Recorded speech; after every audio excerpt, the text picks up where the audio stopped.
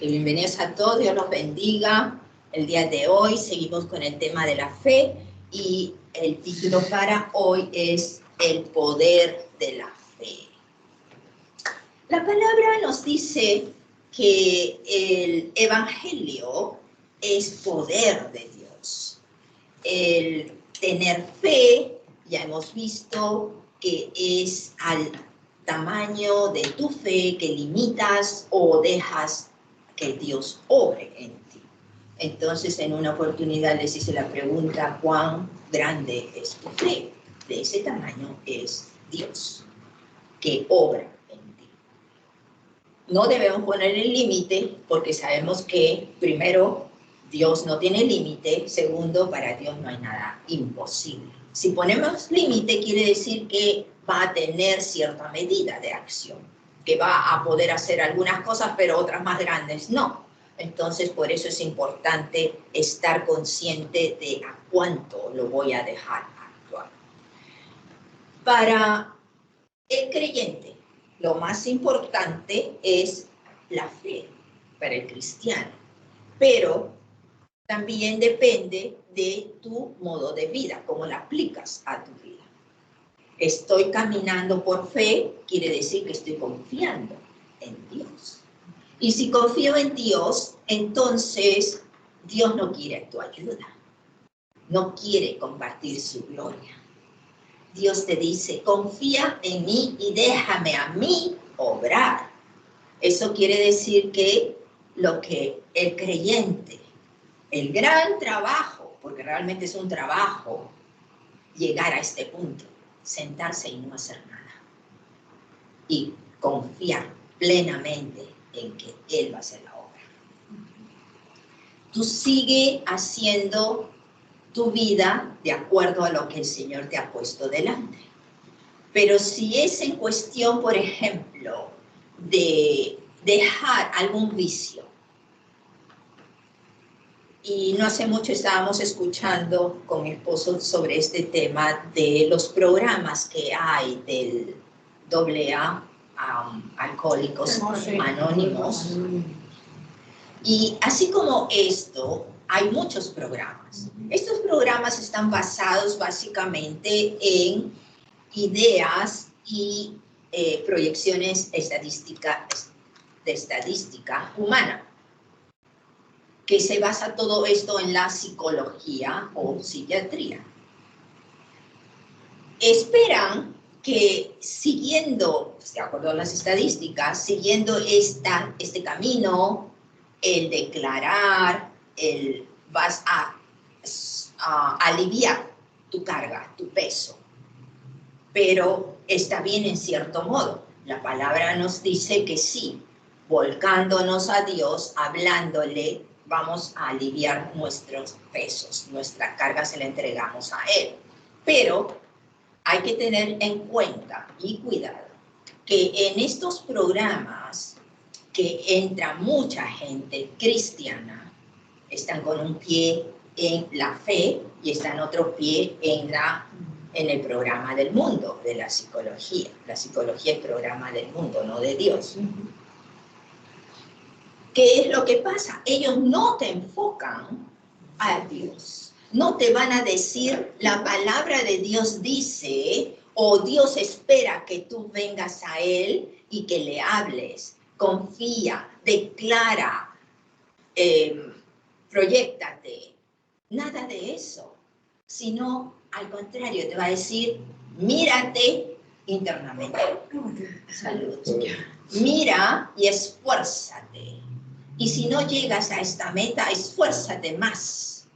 Haz más de esto, haz más del otro. Y siempre va a ser con tu propia mente y tu propio esfuerzo. Y eso nos aleja más bien de la palabra de Dios. Por eso es importante, si es que vamos a considerar algún programa para cualquier circunstancia de nuestra vida que necesitamos un apoyo, una guía, es importante que sea siempre dirigido hacia Dios y a su palabra. Amén, amén. Veamos en Primera de Juan, que la vez pasada no fuimos allí, pero lo nombramos. Primera de Juan, en las epístolas pequeñas antes del Apocalipsis. Primera de Juan 5, capítulo 5 y versos 4 y 5. En que nos dice... Primera de Juan 5. Ya, versos 4 y 5. ¿Lo quieres leer, hermano? Sí, porque todo lo que es nacido de Dios vence al mundo. Y esta es la victoria que ha vencido al mundo, nuestra fe. Amén, amén. ¿Quién es el que vence al mundo? Sino el que cree que Jesús es el Hijo de Dios. Amén. Amén. Nos está diciendo cómo ser vencedores. Cómo conquistamos las cosas mundanas. Es con nuestra fe. Pero la fe nos dice en qué. En el Hijo de Dios, en Cristo. Si sabemos que Cristo murió por nosotros en la cruz para darnos ese poder, darnos ese camino ya abierto que Él abrió para nosotros, ¿qué tenemos que hacer? Señor, gracias, te alabo en tu nombre, aquí voy. Y caminas sobre ese camino, reconociendo quién te abrió esa puerta, quién te puso la luz para ese camino, quién te indica por dónde encontrarlo. No tenemos que buscarlo, sencillamente tener esa relación y la sensibilidad de oír su voz y empezar a caminar confiando en Él. Amén. Entonces, para tener esa fe aumentada, firme, grande, poderosa, veamos que nos dice Segunda de Pedro, hacia la izquierda, ahí nomás está. Segunda de Pedro, capítulo 1 y verso 2. ¿Qué nos dice, hermana? Gracia y paz os sean multiplicados en el conocimiento de Dios y de nuestro Señor Jesús. Amén. La gracia y la paz. ¿De dónde vienen? De Dios. Sabemos que Él nos ofrece de su gracia y por gracia somos salvos y la recibimos por fe. Pero la paz, como dijo Jesús, la paz que pasa todo entendimiento, también viene de Dios. Entonces aquí el apóstol Pedro nos está diciendo que esa gracia que Dios nos da, esa paz que viene de Dios, que también nos la ofrece, todo lo de Dios en general va a venir, ¿por qué? O se va a multiplicar por el conocimiento que tengamos de Él. Si no conocemos de Él, no vamos a poder tener fe en un aspecto de lo que, por ejemplo, no sabemos que Él en la cruz nos ofrece salvación, sabemos eso, pero no sabemos que nos ofrece sanidad. Es un ejemplo. Entonces yo voy a decirle gracias, Señor, por la salvación de mi alma, pero tengo esta enfermedad y voy a seguir en los programas y en los doctores y las medicinas sin agradecerle que por sus llagas ya fuimos sanados.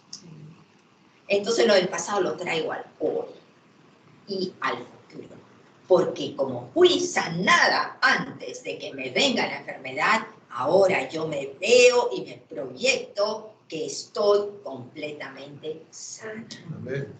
Amén. Entonces, si no tengo ese conocimiento, no voy a tener la fe. A eso me refiero, que esa fe va a incrementarse a como estudiamos la palabra de Dios. Amén, amén.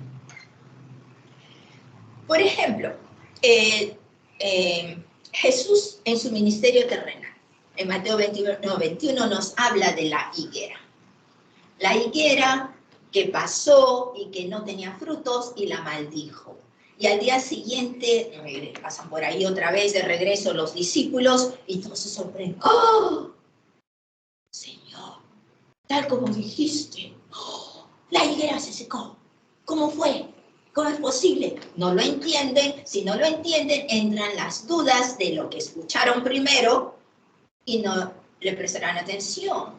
Cuando la maldijo y le dijo que se iba a secar, que nadie más iba a comer de sus frutos. Entonces, cuando han pasado de regreso y ven que hubo acción, que ocurrió lo que Jesús declaró un día antes, 24 horas antes, ¿no? Sí. Exactamente. ¿Por qué entra la duda? Porque no sé cómo lo va a hacer. ¿Me preocupé en pensar? No, sencillamente no le hice caso. También el no reconocer que tenemos la duda y la tenemos dentro porque no la vemos. Y si no hubieran pasado por ahí, no lo hubieran visto. Y si no lo hubieran visto, no estuviéramos conociendo de ese episodio en la Biblia. Si nosotros mantenemos la duda en nuestra mente por largo, te va a entrar también, va a bajar a tu corazón. Y vamos a ver qué nos dice la palabra, que la boca declara, habla, sale lo que tienes guardado en tu corazón. Oh, gloria a Dios. Entonces, también tenemos otra cosa que sabemos, porque la palabra lo dice, y muchas enseñanzas vienen en este aspecto, que no está mal mientras lo enseñan de esta manera, en que todos pedimos, todos creemos. Es como una cajita que tienes un montón de cositas que haces mientras oras o mientras estás en tu vida de creyente, lo manifiestas, lo tienes contigo constantemente, que es el pedir, el declarar, el dar un testimonio, déjame ver, espérate, ¿dónde está eso? El creer, el confesar, el demostrar y el esperar, porque lo estás pidiendo.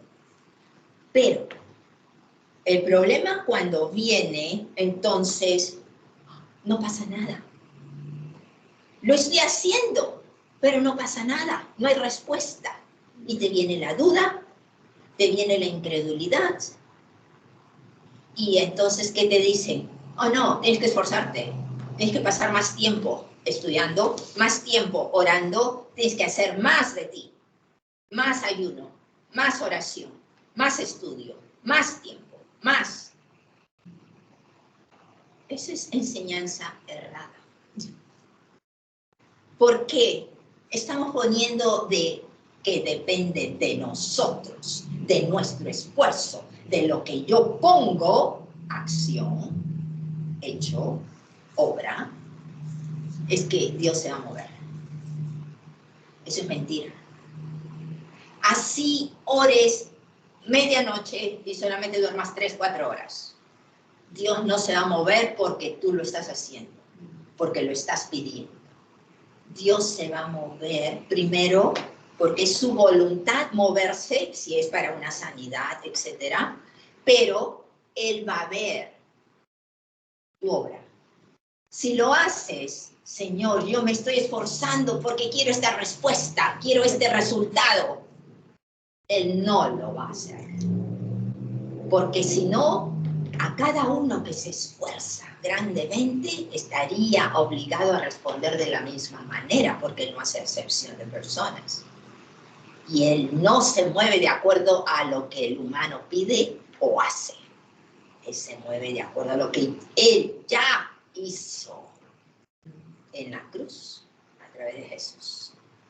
Y las promesas que nos dio por fe, a través de Abraham, el pacto abrahámico, Él se mueve de acuerdo a eso. Que solamente ahora, hoy en día, la iglesia de Jesucristo, y no estoy hablando de esa denominación, estoy hablando de la iglesia, todos nosotros que creemos en Cristo Jesús, estamos caminando por la fe que Él nos pone en nosotros y es nuestra responsabilidad hacerla crecer, hacerla madurar y ponerla a lo máximo que podamos hacerla alcanzar. Amén. Como ser un perfume agradable. Exactamente. Va a ser agradable porque sin fe, dice, es imposible agradar a Dios. Y si estamos agradándolo, pues qué padre no le va a dar recompensas a su hijo. Gloria a Dios, gloria a Dios. Entonces, la decisión de la duda y de la incredulidad, la decisión de no creer, viene del corazón.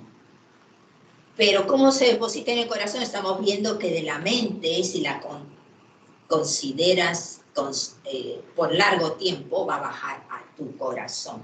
Y no queremos eso. Y luego lo declaran. Y luego lo declaran, exactamente. Y peor, porque al declararlo, tú mismo te estás convenciendo. Así como la mentira se convierte en verdad para ti. Sí. Exactamente, llega al punto que tú mismo crees esa mentira. Sí, no crees que es mentira. Así es. En Mateo 14, 29 y 31, tenemos el tema, que es bastante conocido, de que Pedro está caminando en el agua. Mateo 14, 29 al 31.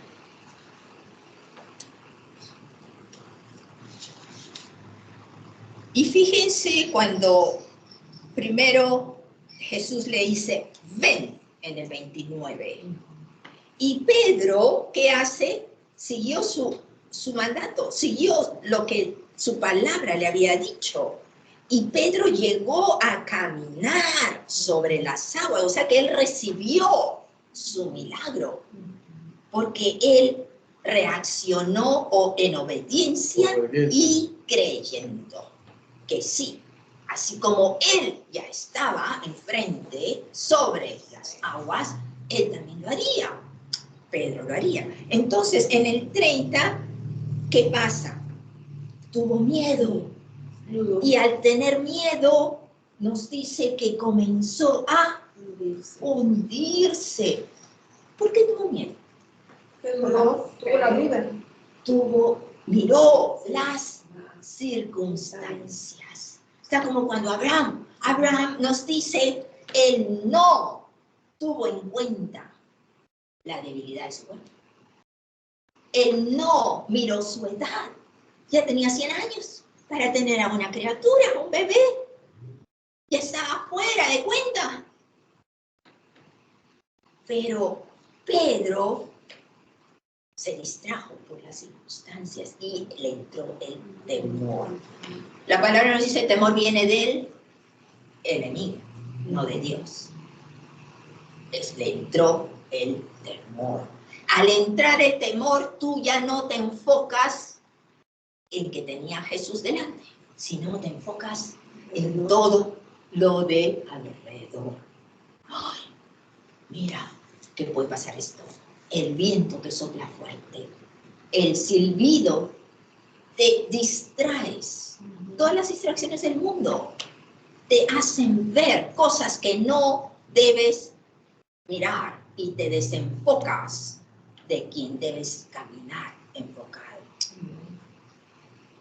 Entonces, cuando Pedro está distraído con las circunstancias, nos dice, y aquí viene algo curioso, en el 30, ¿qué le pasa? Comienza a hundirse. Yo te pregunto, cuando tú te tiras a la piscina, es un proceso que empiezas a hundirte, Sí. o un segundo estás afuera y al siguiente segundo ya estás al fondo. Acá nos dice, comenzó a hundirse, quiere decir que poquito a poquito se fue bajando. ¡Ay, me estoy hundiendo! En lo natural, estuviera en el fondo hundido, ahogándose, si no sabía nadar. Definitivamente que no sabía nadar el hombre porque Jesús lo tuvo que coger. para sacarlo. Pero dime, ¿en lo natural ocurre esto? No. Quiere decir que desde un principio que Jesús dio la palabra y el otro obedeció creyéndole, estaba en lo sobrenatural. Pero aún en lo sobrenatural estaba desenfocado, estaba atento a las circunstancias y empieza a hundirse en el agua, no sobre una roca que lo sostiene en el agua. Perdió foco. Y ya se desenfocó, por eso es que Jesús tuvo que estirar la mano. Esto nos dice que cuanto más tenemos de nosotros y menos de Él, y acá tengo para una actividad. Nos desenfocamos, dejamos actuar al enemigo y es donde viene el problema que nosotros vemos. Decimos, Señor, no veo tu participación, no veo que tú me levantes todavía. ¿Cómo lo pongo? Quiero ponerlo así. ¿Que lo ves? Sí lo ves. Okay. Entonces, acá tenemos un vaso.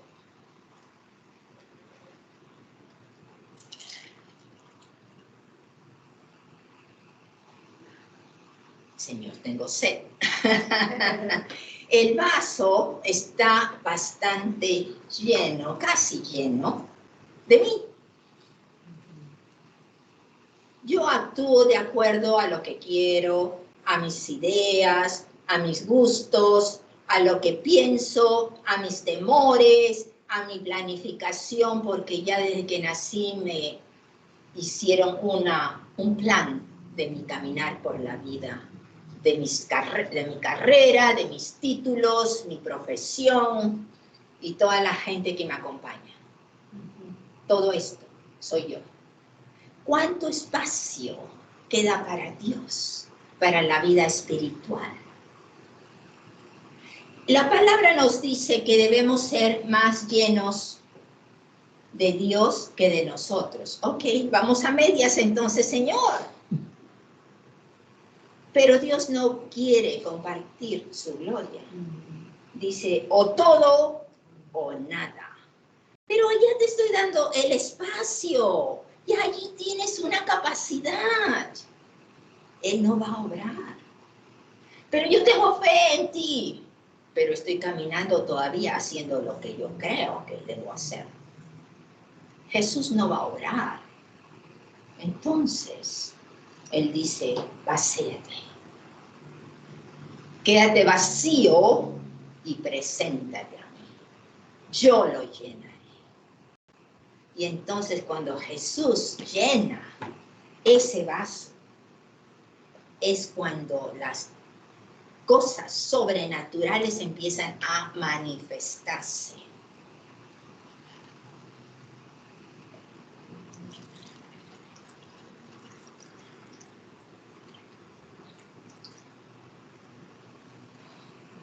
Cuando Él lo llena completamente, tú ves, no hay diferencia. No se le ve. Pero tu caminar, tu pensar, tus gustos, todo cambia. Porque ahora es su agua, es su manifestación, es su presencia que va a venir a ti. Cuando tú estás en ti, lo aprietas y no sale nada. Está duro, está seco. Señor, tengo sed de ti. Voy los domingos a la iglesia y lo aprietas y no sale nada. Señor, yo doy mis diezmos, ayudo a mucha gente pobre. Sigues apretando y no sale nada. Señor, yo estudio tu palabra, también oro seguido en la mañana y en la noche, y sigue apretando y no sale nada. Está un poquito más blando, ya no está completamente seco, pero el Señor te dice, ven a mí, vacíate a mí, trae tus manos vacías a mí y yo te daré de mi regalo, de mis dones. Y te voy a dar de mi agua, que es agua de corrientes, de agua viva, que te van a vivificar, que te van a levantar tu ánimo, que te van a sanar, que vas a poder llenarte en tu vida y en tu corazón de mí. Empápate de mi palabra. Yo haré. Tú solo recibe. No tienes que hacer nada. Por eso el Evangelio nos dice en Corintios que es locura para el mundo, porque es solo creer, no hacer nada. Entonces, cuando tú vas a ser testigo de lo que Dios quiere, ¿puedes traer toalla, por favor?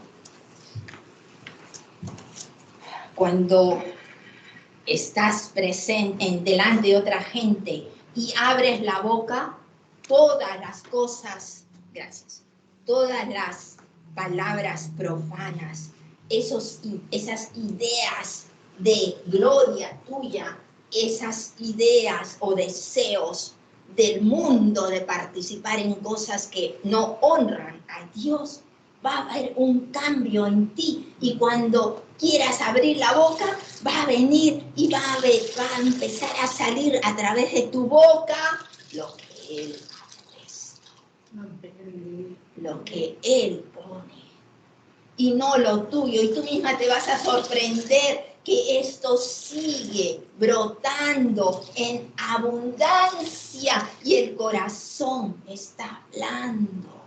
El corazón recibe lo que Él ha puesto y tiene más y más sed de Él. Gloria a Dios. Gloria a Dios. De lo que hay en tu corazón es lo que la boca va a hablar. Y va a salir caudales de lo que Él es.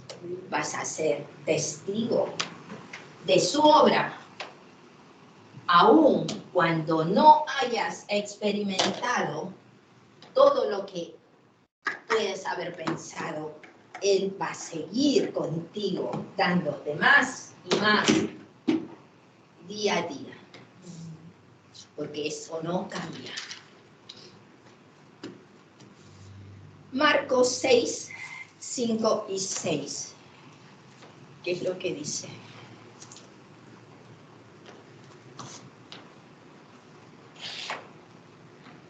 Marcos 6, 5 y 6.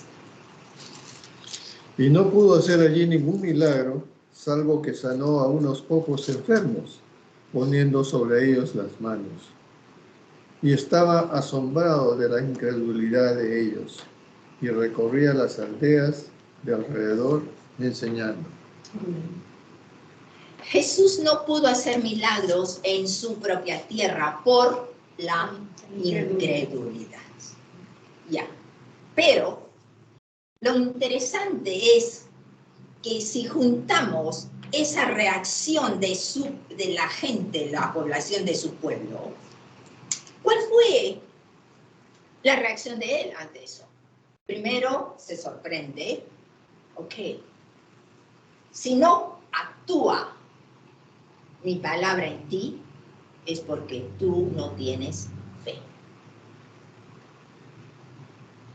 ¿Y qué hizo? En el último verso que leíste, decía, y siguió su camino enseñando. Quiere decir que si tu fe, aun cuando tú estás decidida a tenerla, no es efectiva, no tiene poder para recibir la obra de Dios, es por la enseñanza. ¿Tu enseñanza no es suficiente o tienes enseñanza errada? Él, aún ahí, cuando no hizo muchos milagros, seguía enseñando. Quiere decir que tiene que limpiar esa enseñanza errada o falta de enseñanza y proveer, porque Él es la fuente. Todo recurso viene de Él. Y si Él está enseñando, quiere decir que Él está mostrando su verdad. Está mostrando el poder de su palabra para que cuando tú vengas a sus pies, puedas recibir tu milagro. Amén. Gloria a Dios. Gloria a Dios. Acabamos de ver lo que la boca habla de la abundancia del corazón. En Proverbios 18:20 nos dice que del fruto de la boca del hombre se llenará su vientre, se saciará del producto de sus labios. Así que tenemos que tener en cuenta lo que sale de nuestra boca, las palabras que declaramos, que tienen que ser de acuerdo a la palabra de Dios, no en contra. Sabemos por eso en los estudios que primero Él nos ofrece la salvación, inmediatamente nos santifica, que hace que nos separa para su obra. El Espíritu empieza a obrar en nosotros y entonces ahí avanzamos en el conocimiento, en madurez y dándole el espacio a que trabaje con cada uno de nosotros. Gloria a Dios. Gracias, hermano. Dios las bendiga.